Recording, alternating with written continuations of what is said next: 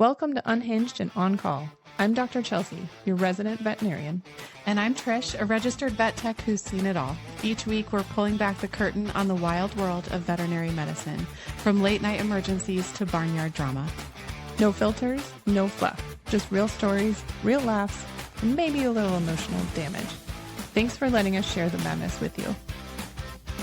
Hi, guys. Thanks for joining us today. We're really excited to have a great conversation. We just had a great conversation with my good friend, Nicole Samson, who's an RVT here in Colorado, and such an interesting technician in that she's done everything. So she's had experience in ER, triaging, overnights, just she's done it all. But we kind of learn a little bit more about her path and finding what she loves to do now. And I always think that's such a cool thing to follow, is just where people land and where they find their true passion. And a lot of it too is just talking about taking care of yourself also. So a little bit more of a serious tone, but an important one, to where we need to be mindful of just ourselves and taking care of our own mental health and the importance of that. Right. Yeah. Self-care and just literally just finding that. What does that mean? Because self-care is different for every person. Yeah. What does that mean to you?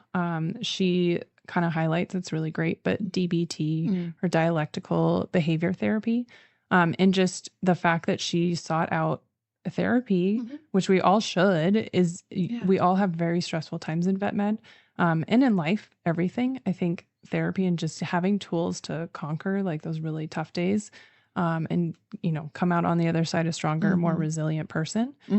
So yeah, definitely more of a serious tone today. Yeah. But I learned a ton. Yeah, me too. She works at a really cool, specialty center in Colorado, and they're actually one of the only ones, well, the only specialty center or academic institution that has a nephrologist, and are able to do dialysis, plasma electrophoresis.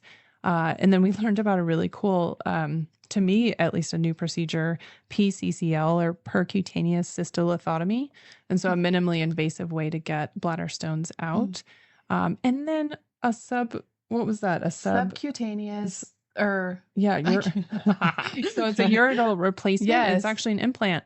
So now these animals that have, especially cats, right? All these kidney issues, you can actually replace the ureters. And some of the patients they're following them out 3 years. It's wild. Since really the onset of that procedure. So gosh, I can't say my cat medicine is like up to par, but I was so excited to learn about these new procedures. Yeah. And all the things they're doing in nephrology. And how she talks about it. Like, she's just excited to, you know, be a part of it, and loves seeing the results in patients and the follow-up and all of that. So it was really cool to hear just someone like have that spark about what they're doing. It's really neat. Well, especially when you talk about internal medicine. Yeah. Yeah. Because internal medicine the brave ones. is dry. Yeah. It's so dry. But she has such a passion, and it's cool, because she's following that. And she's also found her path, much like our last guest in the episode prior, is she's found her own path in vet med and has something that's really fulfilling to her. And I mean, gosh, that's what we're all looking for, right? Is just something that fulfills us, you know, and we obviously the self-care aspect, we feel that we're supported and fulfilled in our lives. Because she loves her job. She loves vet med, and to take the initiative to take care of your mental health so that you can go back to what you love, but also realizing that some of that is what causes it, right? And the burnout and all of that. And it did. I mean, she said her time in ER caused the burnout. And that's the whole thing, is we all can be a better version of ourselves if we kind of introspect and then obviously take that forward and do whatever we can to maintain our fulfillment and happiness. Yeah. So I love it. Kind of a really fun story packed in. Really gross, fun story.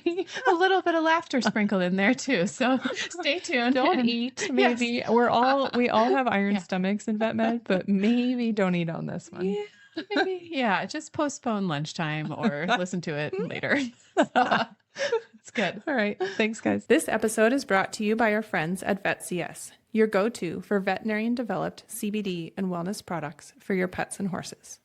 Founded by veterinary professionals, VetCS offers science-backed formulas made with premium hemp extracts to support calm behavior, joint health, and overall wellness, whether you're in the clinic or out at the barn. VetCS is all about helping animals live better naturally. Want to see what they're all about? Head over to vetcs.com to explore their full line of CBD products.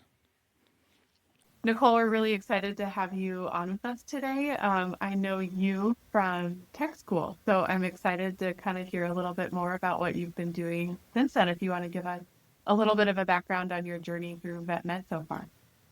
Yeah, of course. Thanks for having me.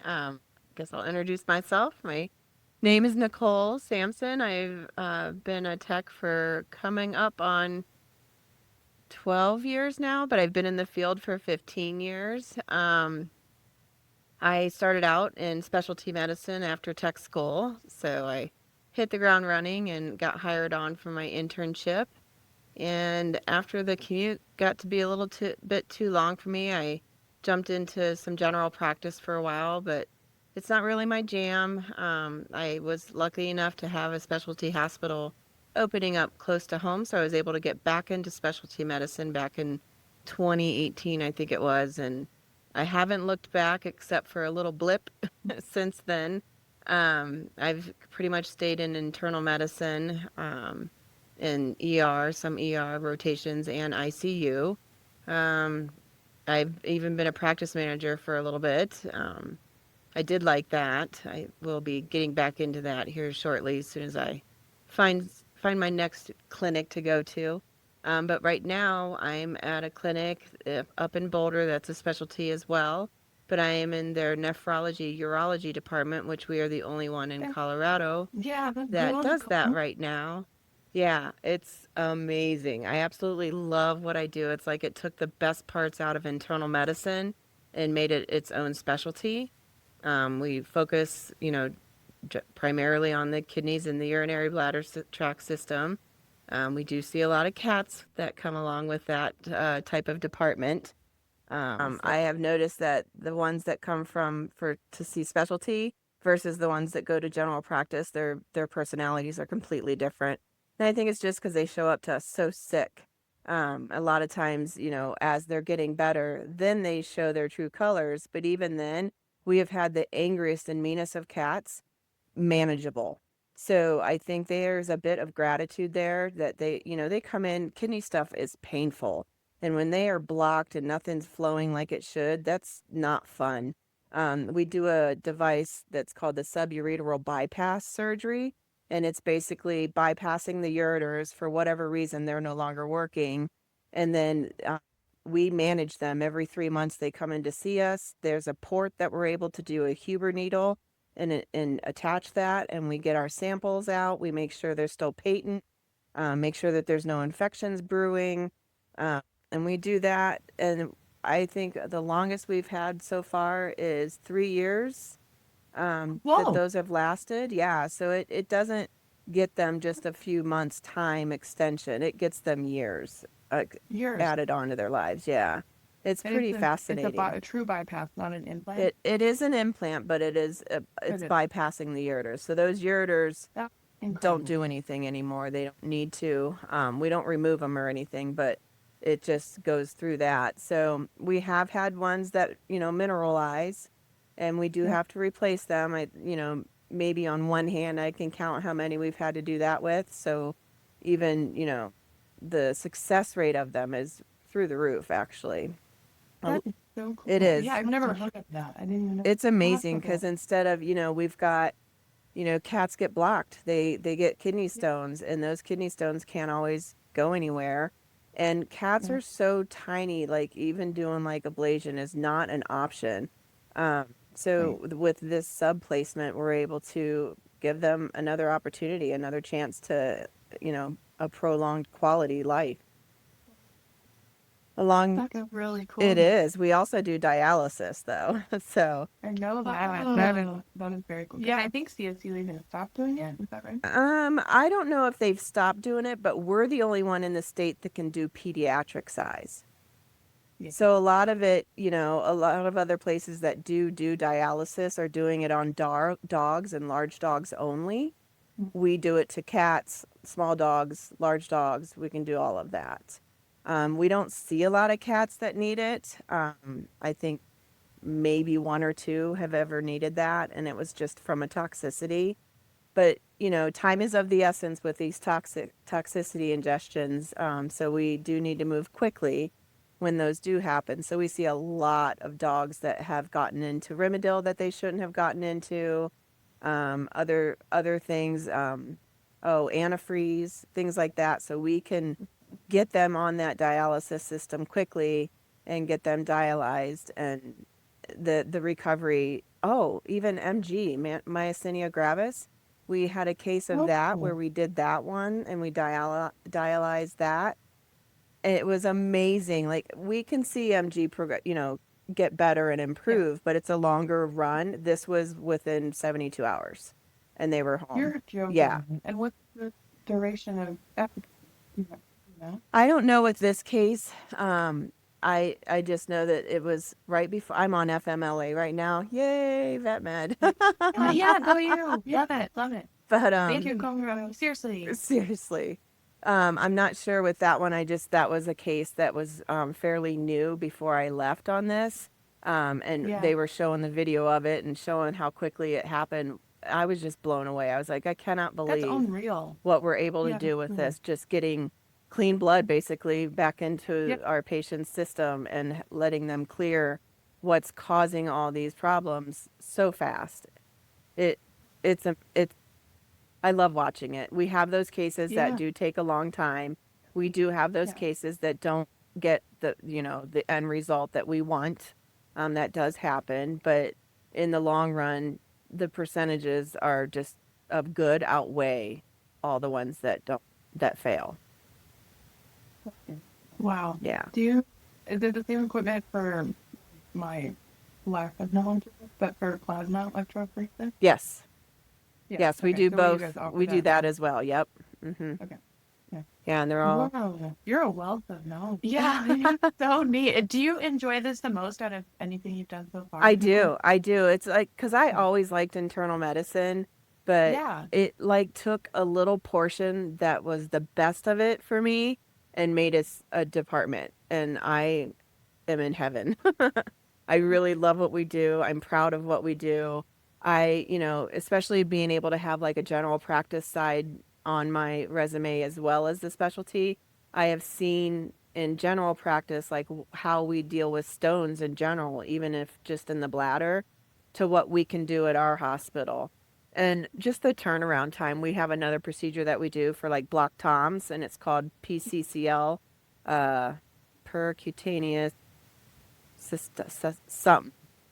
I cannot remember what the words stand for, but instead it's minimally invasive. So we take a small incision into the abdomen and then put a small incision and use a trocar into the urinary bladder. And then we go in and we flush the stones, we pick them out, we grab them, whatever it is, instead of going in through the, Without yeah, it's less invasive. So then they go home that day with no issues. If anything, the issues are the cats or dogs feel so good that it's hard to rest them because it was a minimally invasive procedure. Whereas a cystotomy, it's a little bit more harsh, a little bit more trauma to the urethra even, just getting those stones out and whatnot. And it doesn't always work. Sometimes they still need to go in. And then they are staying in the hospital as well after those procedures. Where this one, they go home that day.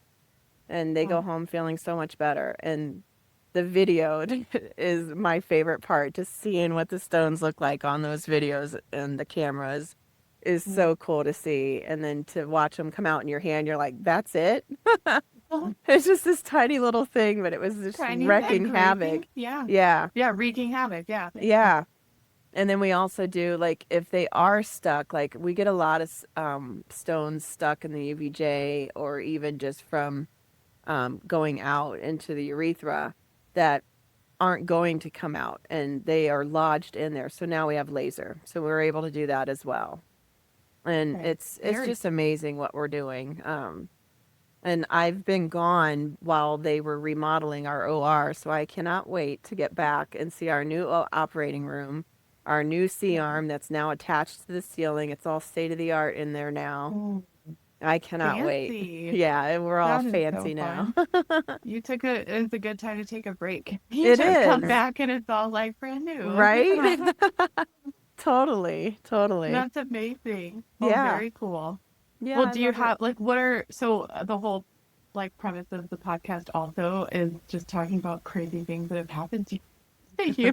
And you've had so much experience. I'm sure you have a million stories, but do you have a couple of favorites? I have a favorite from back in my ER days. Yeah.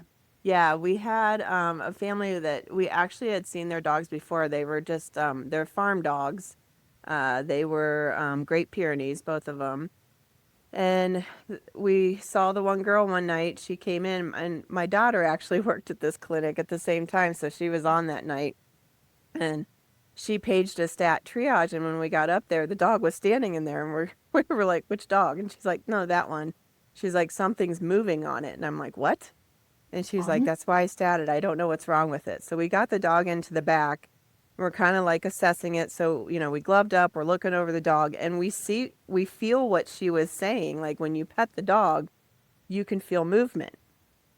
And so she's big and bushy and everything, farm dog, Yeah, you can't muddy, tell it over dirty. here. And the owners were saying, yeah, they stay outside, and she loves to lay in the mud puddles in the horse fields. So you can imagine what that water is like that she's laying in.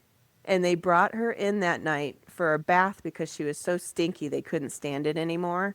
And so they were bathing her, and they found a sore on her hind leg. So she'd been laying in this mud. Well, it was infested with maggots. Oh, So we're like, okay, we got to get to this problem. And we start shaving her as an end. So we keep shaving her, and we keep finding the maggots, We ended up shaving this entire dog's body. This dog was covered in sores and maggots. They were coming out of every orifice, and I mean every orifice of her body.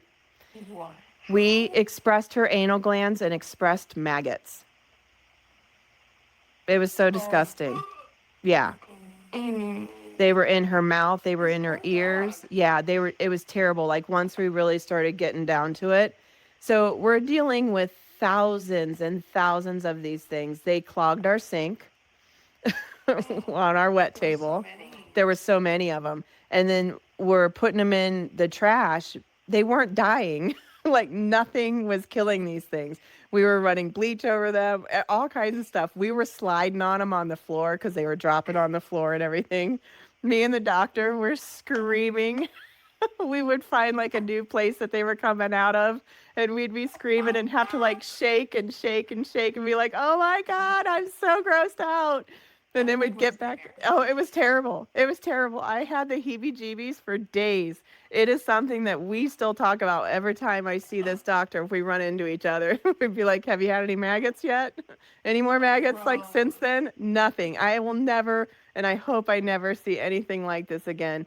This poor dog, like, and just to picture a Great Pyrenees shaved down to the skin. Oh, they're huge. We ended up getting a jumpsuit for her. Like, I was gonna ask like aftercare. yeah, because like she needed that. So she wore this shiny little blue jumpsuit that covered her entire body. They had us check the other one too, just to make sure, but he didn't have sores on like she did. It started out because it was a sore, and a sore that just went unchecked because they live outside. They don't come in. They are guard dogs for their farm. And so they only bring them in, she said, once a year, but she was so stinky they couldn't stand it. So they thought, oh, right. Oh yeah, no, I didn't. And that the doctor didn't. We definitely were gagging. The owners couldn't handle it though. I was just gagging profusely.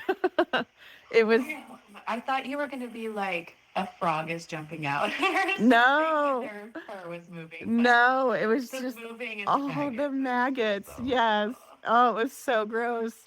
We just kept shaving and kept finding them. And I'm like, we have to take everything off. Like we shaved everywhere so that we could see into everything. We were using alligators to get them out of her ears. We checked her mouth. We checked her nose. We checked her eyes. they were a little bit of everywhere in all different stages too. Like tiny to larger ones. It was a nightmare. It absolutely was a nightmare.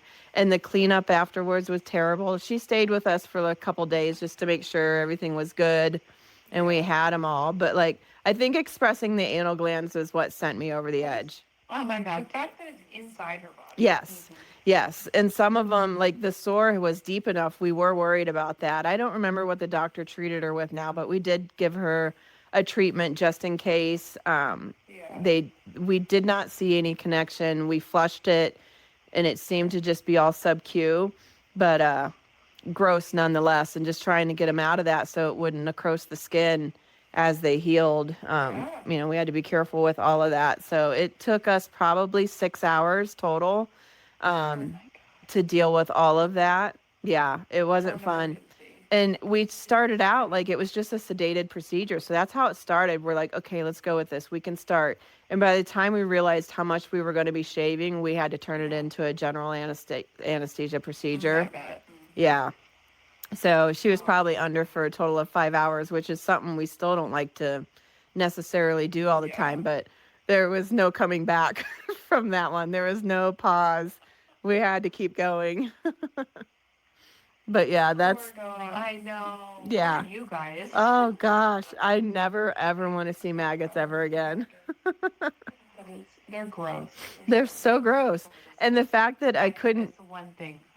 I couldn't kill them. That was the worst part. I'm like, I don't know how to get rid of these. Like, just take them and put them in the trash and let them live out their best life because I don't know what else to do. We couldn't step on them. Nothing. It was awful. They are pretty hardy. They are. They probably love the trash. Oh, loved it. Exactly. Yeah, that's my all-time favorite story that I've ever had to experience. That is wild, dude. Oh my gosh. And you just keep shaving. Yeah, Keep going. just kept going. Just throwing it all away. Oh my God. When you said people were like slipping on them. Yes. We couldn't go anywhere. They were just all over the place. And like the doctor and I, it's overnight. Like I was swing shift. So this is like at 1:00 in the morning with very limited staff. So it was us and our mess only. Like, Yeah, seriously. Oh my gosh. Well, you're braver than I. Oh. Now it's lunchtime. It's noon. So hopefully none of you have rice for food today. No rice today. No rice for a while. Maybe not even a week. Yeah. I'm going to be off rice. A good amount of time. Yes. No, that is so crazy. How long were you in the ER for, Nicole? It was I was in ER for 4 years. Okay. Wow. Okay. That's Wow. intense. Yeah. Was it the It was same intense. hospital? It was first it was Boulder Road Veterinary Specialty, which we then sold to Blue Pearl in December of 2021. Okay. And then I was with Blue Pearl the remainder of the time, but they couldn't get internal medicine in there, and that's what I was holding out for. Mm-hmm. And at the same time, I couldn't do ER anymore because I was not an ER tech. I just came there to help fill out because Yeah. when I first went there, of course, their intentions were to get internal medicine in there and they just couldn't fill the position. So I Jeez. ended up being swing shift ER Oh my. for 4 years. Holy cow. That's a long time Yeah. to stick it out when you're hoping for internal med. Yeah. It was. And I still to this day, especially now that I've been on FMLA and getting help, Mm-hmm. I still think I actually had the beginning of my breakdown and downward spiral Yeah. happened in COVID. Yeah. And I just have kept going, because that's Yeah. what we do. Just Yes. keep going. Yeah. Well, and so with the FMLA time and all of that, did you feel like that was helpful? Like, are you happy you did that? Yes, I Yeah. am. I feel so blessed that I was able to take this time to get focused on myself because again, that's not what we're used to doing. We're used to helping others. Mm-hmm. In turn, also being a mom. So you're used to just being able to got to put on that healthy, happy face and Yeah. keep pushing along. And I finally couldn't. I knew I couldn't because it was starting to affect me. Plus, I'm going through menopause. That sucks Yeah, too. dude. God, seriously. Solidarity, man. Uh, Yeah, it's just everything. So I feel very fortunate that I was able to take this time off, that everything worked out, and I was able to meet all my needs and get self-care. Thank God. what kind of things did you do? Yeah, tell it. Well, I'm super interested in this. Yeah. If you're willing to. While Yeah, I've if you been don't mind off, sharing with us, that is. no, I don't mind at all. Yeah. I think one of the most important things was self-care. I kept being told that by all my doctors. They're like, you have ignored your own well-being for so long. And they're like, so you have to do something for yourself every single day. That's like priority number one. And that was really hard for me because I'm like, well, I'm a mom. Like, I don't know how to put myself first. But Yeah. she's like, but you have to, or you can't be the best version of you. Hmm. And so I've done, I did get to go see my family in Florida. So that was really nice to be able to take that time. And I was able to still do all my therapy because I was in therapy every day Good. Oh, wow. Good. Yeah. for good several you. hours. Yeah. Okay. Yeah. But I was able to go see my family and continue therapy. So that was probably the best self-care I could have done, was getting to go see my family, like just seeing them. And you don't realize how much you needed to see them until you do. Yeah. So that was really good. And I do a lot of swimming because I have a pool here. I've been trying to get back into working out. Good. I have done like art therapy. So I've done a Ooh. lot of like watercolor painting. I've gone and taken some Nice. pottery classes. Yeah, just doing things like getting out there. Went out and got massages. I Yes. made a list of people to do things with that were local here that I could go, just go out and get myself out there again. Because even just Nicole, going out was a add me bad to thing. your list. I know. Yeah. You are on my list. You You know are. what? That's funny you mentioned pottery because there was this place that was by my house and it's new and they just opened up and I think that they do like small class. But I saw it the Oh, other day and I remember doing some pottery with my mom like when I was younger at the rec center and I really loved it. And it I was so kind of fun. I was like, oh, maybe I'll make a pot the other day. Well, maybe you could go do pottery Let's then. do Like, it. That would be so. If handwork. you'll do that with me, that'd be so fun. I would absolutely do that. I had such a Yeah. good time doing that. And then to wait for the product was so Yeah. fun. Like, to see it painted one way and to see what it's like after it was fired was really cool. Yeah. Watch me put a freaking whole thing in my garage. I'm like 0 to Right? 60 with stuff. I'm like, this is my entire personality. Yeah. Exactly. No, I hear you. Yeah. I've checked out kilns. Trust me. Yeah. That's me and Chelsea's next business venture. Yeah. Trish and Chelsea's. Yeah.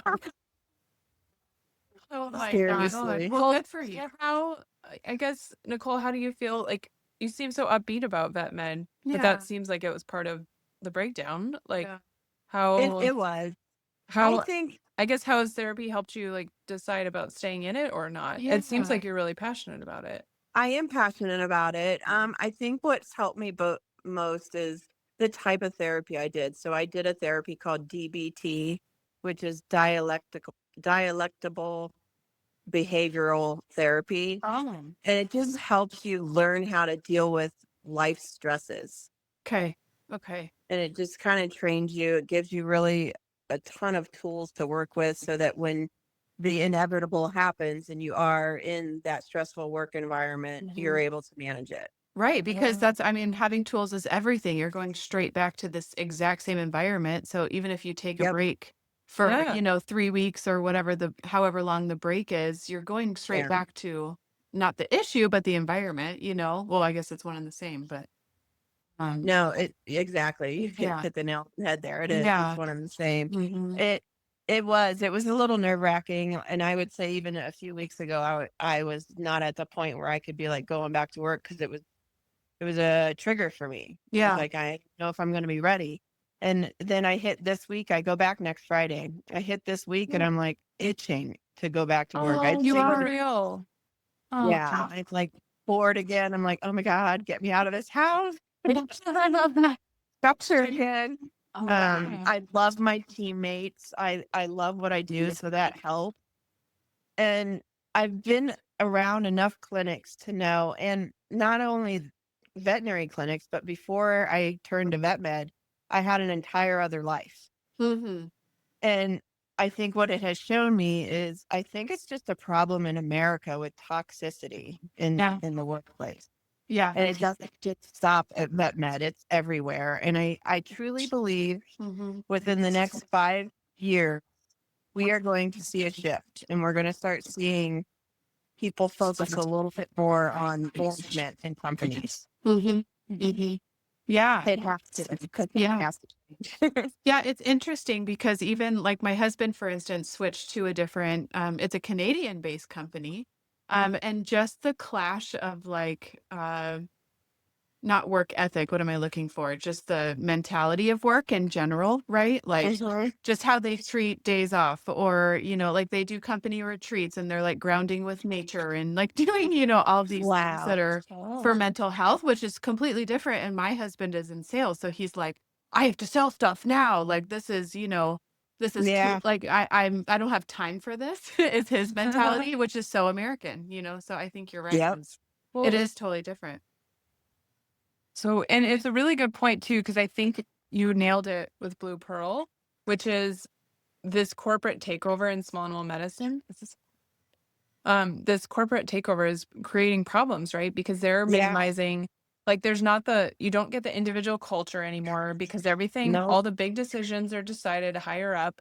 And we've taken that out of small animal medicine, and it's even moving into equine medicine, which I'm involved in.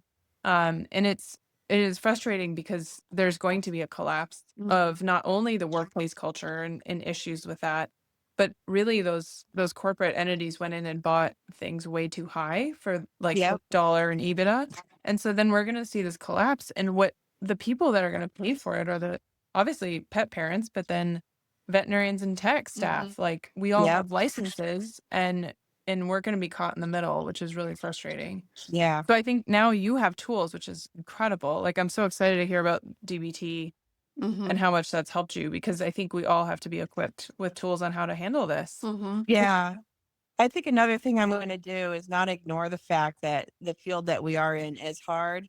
And I think counseling for anybody should be a must. Yeah. Yeah. I love that. Yeah. And I didn't even hear about that before today. So that's like, I'm sure there's a bunch of people listening that, you know, could really use that resource. So thanks for sharing. I mean, I know it's personal and all of that. So thanks for opening up about that. It is, but if you don't talk about it, then how do you find your people? Yeah. It's so true. And me talking about this today might give someone the courage to get the help that they've been needing. Yeah. Yeah, that's right. I mean, we all need to talk about it. That's how we get better. Yeah. Yep. Is get through it. Yeah. And that you're right. It's almost any industry is stressful. We just need to be able to manage it and see it in ourselves when we're changing. That's, I think that's so hard. Yeah. Take that moment to pause. Yeah. Yes. Yeah. Oh, wow. Well, thank you so much, Nicole. Well, I'm really excited to hear how everything goes in your brand new OR when you get back and how everything is when you return back. But I'm also excited to see you. So I am too. Yes. That would be awesome. Oh, well, thanks for joining us, Nicole. You bet. All right. Take care. Thanks for everything. Bye now. Bye. Thanks for tuning in, and make sure you subscribe so you get all the latest updates. Unhinged and On Call isn't just a podcast. It's a lifeline for every veterinary professional barely holding it together with vet wrap and caffeine. Somewhere out there, another tech, vet, or assistant is deep in the same chaos, dodging poop, managing meltdowns, and wondering if they're the only one unraveling. You're not. Whether you're laughing, crying, or rage cleaning your truck, you've got a whole tribe behind you. You're unhinged, but never alone.